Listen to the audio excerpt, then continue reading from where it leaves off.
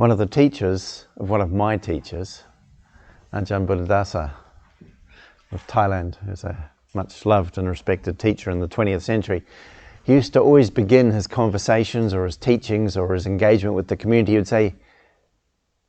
He would say, "Dear brothers and sisters," I want to say dear siblings of all genders, "Dear brothers, sisters, siblings of all genders, in birth, aging, sickness and death."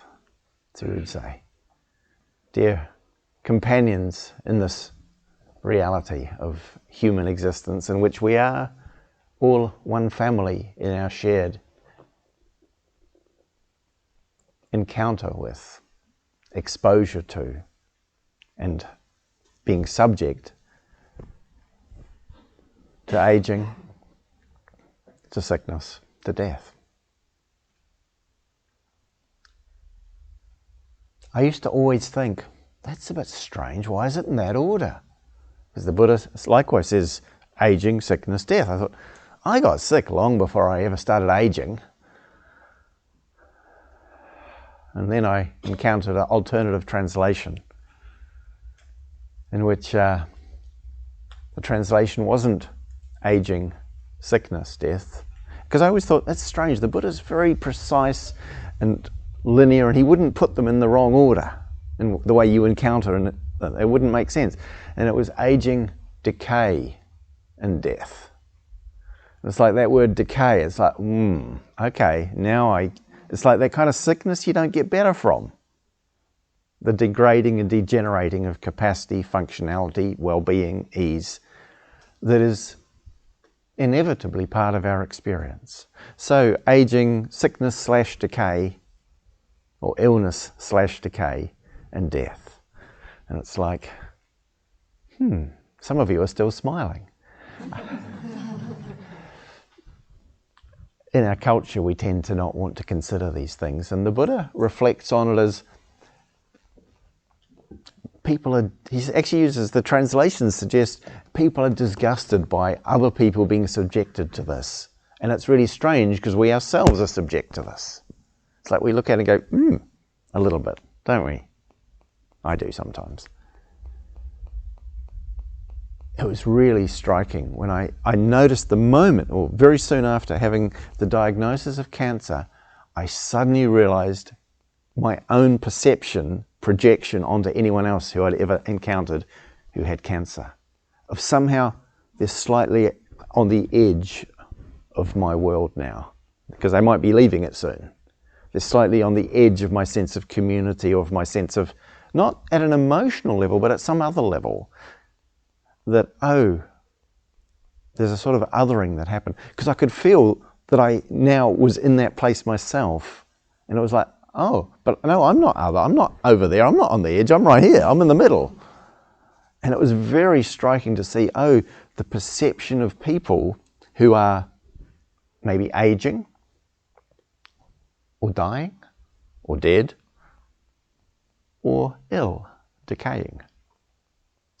That I got through actually being placed in that location myself. And then going, oh gosh, that's really interesting. And that's something I think that the Buddha's pointing to in saying, we look at, the translation says disgusted. I'm not quite sure that's the right word. But it's like we go, maybe that is the right word. Because we don't necessarily want to go there. I don't think anyway. I particularly do. And so the contemplation of this is, I think, really, really important for us to consider. It's like, yes, this will happen to me. And there's a piece in it that is really helpful in the way it's articulated in the tradition. It's not like just, I am subject to aging. So I know I'm subject to aging. And then the second bit is, I will not escape this. So, I was having a conversation with Joseph Goldstein, one of the elders of our tradition and community at IMS in America last year. And he was turning 80 this year, and I was sort of 8 months after having had a serious cancer diagnosis, and we were kind of reflecting on this. It's really good, that second bit, isn't it? Because we go, yeah, I know I'm subject to death, but something in me thinks I'm not. And so that I am subject to dying, I shall not escape this. Or my body is subject to dying, I shall not escape this. Because that little bit that thinks it will is going, no, and you go, oh. So I find that really skillful and powerful and also compassionate. Because, excuse me, because that contemplation really helps one, it seems to me, to live well. And the implication in the Buddha's teaching and the way it's talked about, I think the primary referencing is around, if we don't really know this, then we live our life in a way that isn't actually skillful. It leads to unskillful action. This is why the fifth contemplation is action. I'll talk more about that later. If we realize that, oh, we are subject, we are vulnerable, we are going to be, not maybe going to be, but we are going to be touched by these things: aging, decay, death. And the fourth, this is the phrasing of it that I find most helpful. All those people and things who are dear, beloved, and pleasing to me, all of these I will be parted from. And it's like, oh, wow, okay, really? Yeah, all because of aging, illness, death, all the things that I find dear, all the people I find dear, at some point there will be an ending of that relationship. And just letting that land in the heart and go, oh, okay. Again, it's not like we're going, no, it'll go on forever. I think we're unlikely to be thinking that, although some religious traditions offer a story in which one continues to stay in contact with one's beloved people and things through, some form of ongoing abiding in some other way. I don't know if that's true. It may be. But at some level, it seems to me there is going to be a parting. And that's the contemplation there.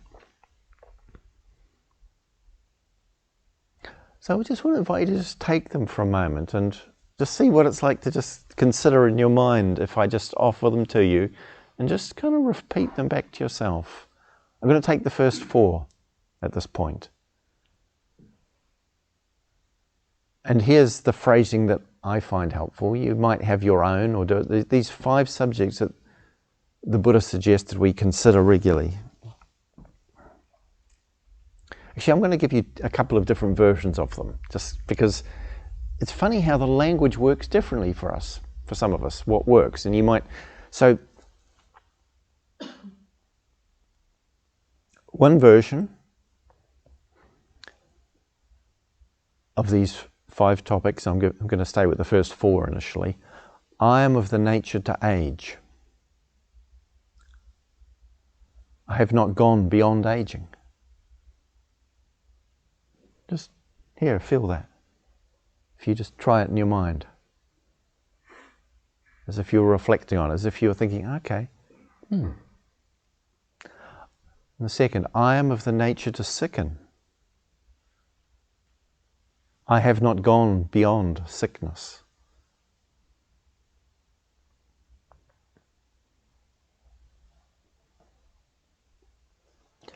I am of the nature to die. I have not gone beyond dying. And just noticing how that lands. It may be light, it may feel weighty, it may be resonant, it may feel just like empty words.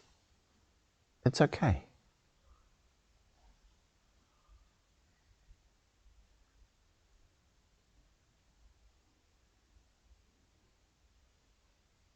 Actually, I'm going to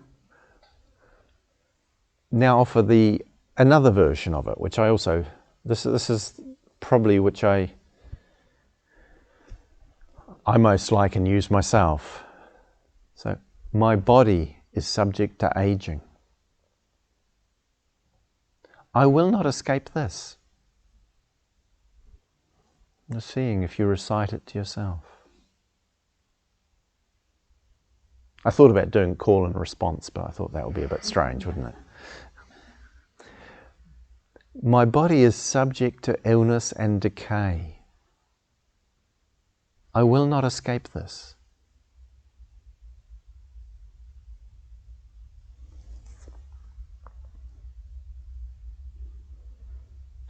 My body is subject to death. I will not escape this.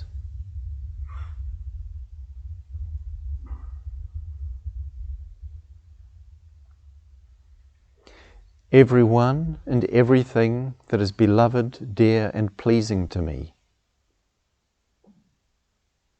all these I will be parted from.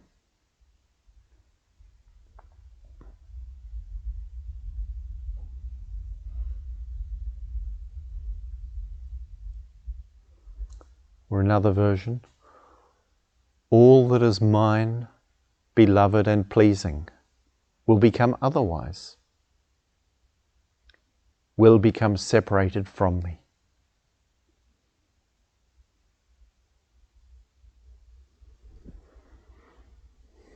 And just taking a moment to, again, see how that lands, see how that feels.